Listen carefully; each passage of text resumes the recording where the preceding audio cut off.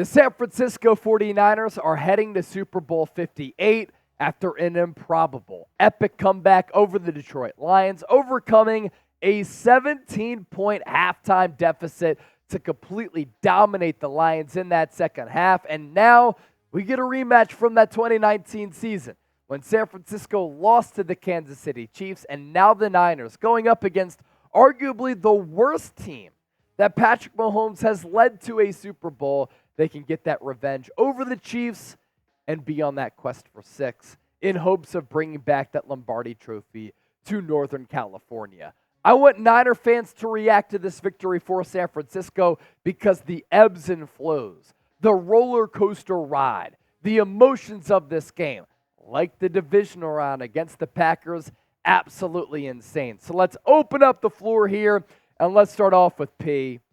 P checking in with the $5 super chat. He's always been a real one here on the show. Thank you so much for sending in that donation.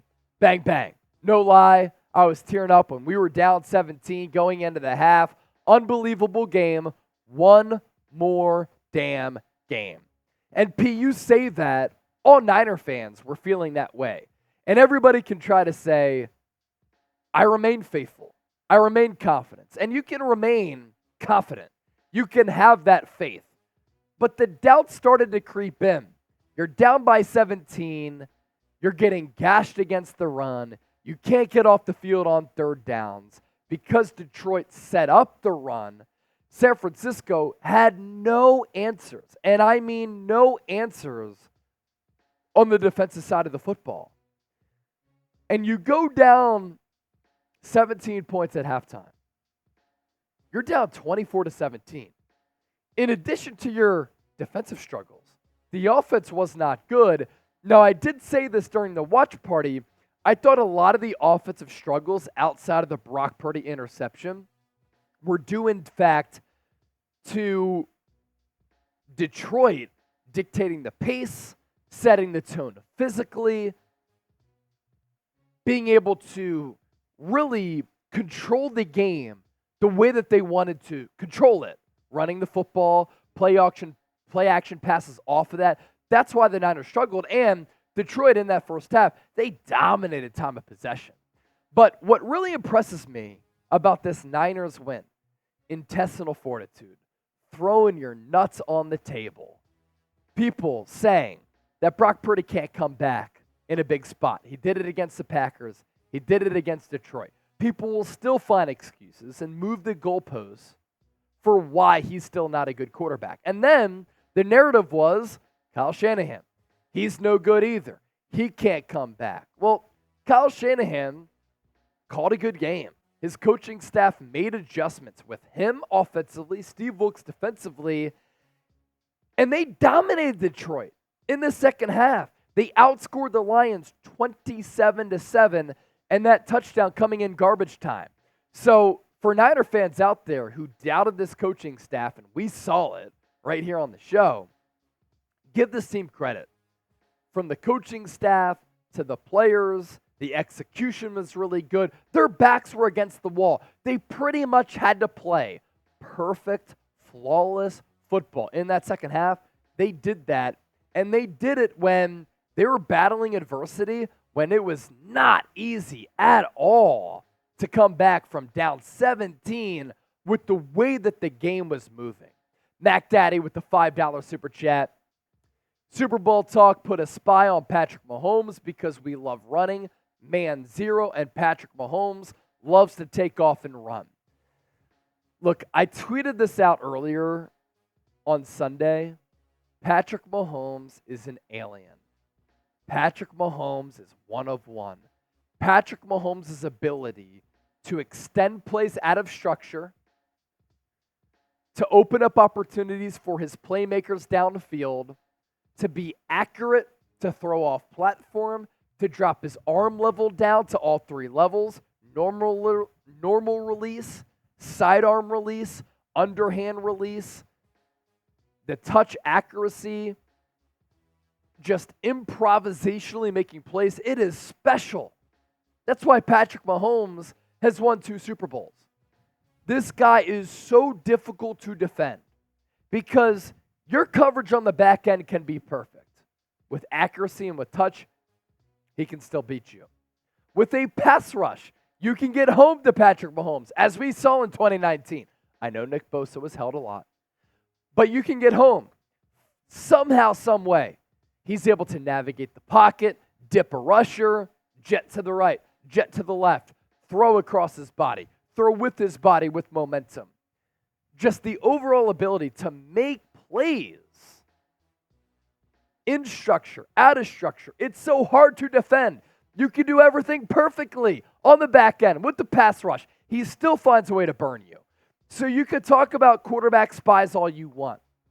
You could talk about sacking Patrick Mahomes all you want. This is the least talented offense that the Chiefs have had for a Super Bowl team. And that's where the edge goes to San Francisco. But you have to execute perfectly on the back end. With Andy Reid calling and designing plays, with Patrick Mahomes being the threat that he is at quarterback, sometimes it just doesn't matter. It's going to come down to forcing turnovers. It's going to come down to playing perfectly.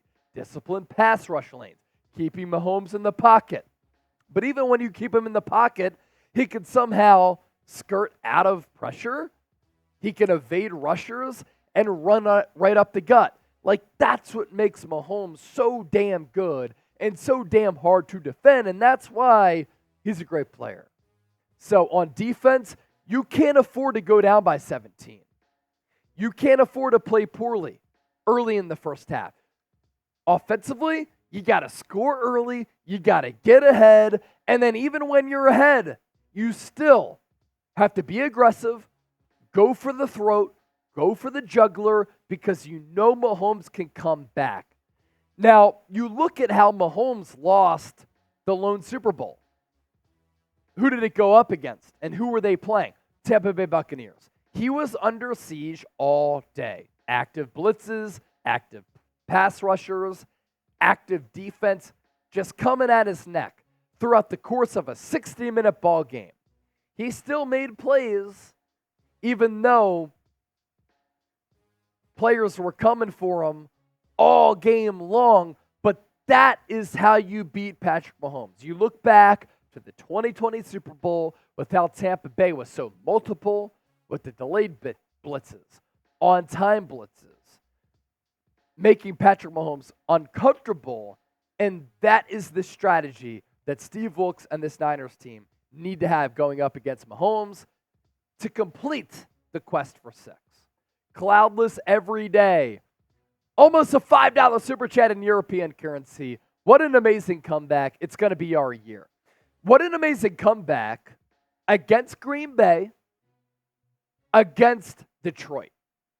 And I predicted Niners beat the Packers 26-21. They ended up winning that game 24-21. I predicted 35-31 Niners in the NFC title game. They went 34-31. If you want a YouTube host and a sports host and a Niners host that brings you the real, that brings you great Niners analysis, make sure you subscribe to the channel. What an amazing comeback, and we're going to continue to give you great coverage all throughout the year right here on the San Francisco 49ers Report. Michelle, $5 super chat.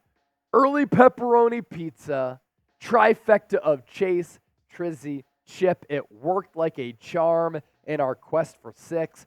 Goes to show, you got to get weird to win. Thank you for the fun season. The season is not done, Michelle. That's a beer cheers for you. And you already know we're going to be back in the next 2 weeks leading up to the Super Bowl. I'm going to Las Vegas. Our coverage of the Super Bowl game is going to be tremendous. And then once the Super Bowl comes around, our watch party is going to be awesome as well. Fidel Ramos, $5 super chat. Oh my gosh, my friends, we have done it. Much respect to the Lions, though. Bang, bang. Super Bowl bound. Yee. Much respect to this Lions team.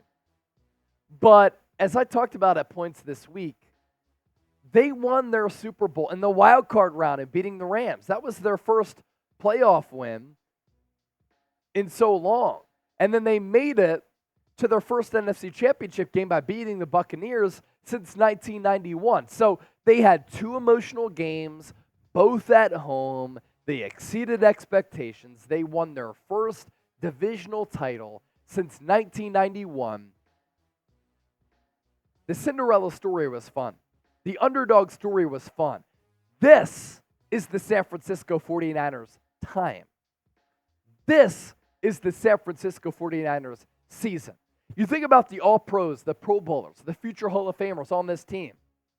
Trent Williams, Fred Warner, Nick Bosa, Deebo Samuel, George Kittle, Christian McCaffrey, Brandon Ayuk, Charvarius Ward. This is a special Niners team. It wasn't the Lions' time. And for the Niners to put their balls on the table here, to come through in an adverse position, to beat Green Bay, to beat Detroit, you cap this off with the Super Bowl, it makes it so much sweeter. So congratulations to the Detroit Lions. Dan Campbell, your head coach, by being overly aggressive, it cost you. Kyle Shanahan, Steve Wilks, throughout the course of the 60-minute ball game, they were the better coaching staff as compared to Detroit. HF, $5 super chat. Let's go Niners, FKC. The bad blood is built up. The bad blood is there. The Niners had a 10-point lead going into the fourth quarter. And that's why I said a little bit earlier, you got to stomp on the Chiefs' throats. You got to go for the jugular. No lead is good enough for San Francisco in this Super Bowl game. You got to make sure this game is just fully decided by just being on the attack nonstop. And I'm talking about being aggressive offensively. I'm talking about being aggressive on the defensive side of the ball. You got away against the Packers in Detroit with not playing your best football, right? You can't do that against Kansas City. They can be had. You can win this game. This Chiefs team has blemishes. They are weak. They have holes. But you can't play like you did against the Packers and the Lions. Otherwise, you will lose another Super Bowl. Isaac, using the hashtag 49ers. Thank you, Isaac. Let's see what the media says now. First, they say Purdy can't play from behind, but then he beats the Packers from a deficit. Then they say it's not a big enough deficit. Now what? Look, you come back from that deficit against the Packers. He goes 6 of 7 to lead a game-winning drive. 6 of 7. The only incompletion was a George Kittle drop. He's down by 17 against the Lions when everything is going against San Francisco. Leads the Niners to an epic comeback. At what point are you going to stop moving the goalposts and just give credit where credit is due? It's like there's this built-up hate against Brock Purdy, Mr. Irrelevant, where people just don't want to see him succeed. He's succeeding. He's an underdog, Mr. Irrelevant. How do you hate on back-to-back NFC Championship games in his first 2 years and a Super Bowl appearance in year 2? If he wins the ring, what are y'all going to say? What are y'all going to say? I can't wait for it. 63 Hunter. Do you think that Ryan Clark changes his tune now about Brock Purdy? This is why Ryan Clark is a fraud. He said, the hardest thing I had to do all year was act like Brock Purdy was among the likes of Patrick Mahomes, Josh Allen, and Lamar Jackson. Josh Allen out. Lamar Jackson out. Now it's Brock Purdy against Patrick Mahomes.